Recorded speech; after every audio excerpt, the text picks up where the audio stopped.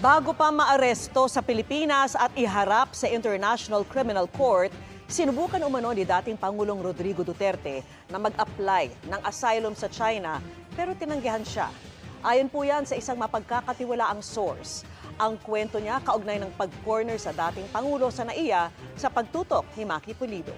Para mamonitor ang galaw ni Duterte habang nasa Hong Kong, binuntutan siya ng 4 na CIDG agents hanggang noong March 11 nang lumipad pa uwi ang dating Pangulo. Ayon pa sa ating source, 6 na Hong Kong police din ang nagbantay kay Duterte para tiyaking sumakay siya sa kanyang flight. Dagdag ng source, nag-apply kasi umano si Duterte ng asylum sa China pero tinanggihan ito.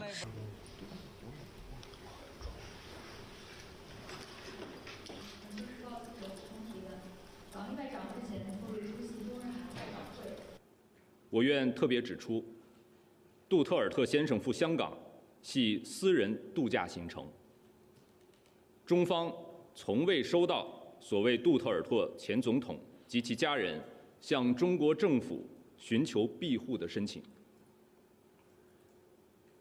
对于某些无中生有或别有用心的所谓知情人士透露，希望媒体朋友们认真甄别，切勿轻信。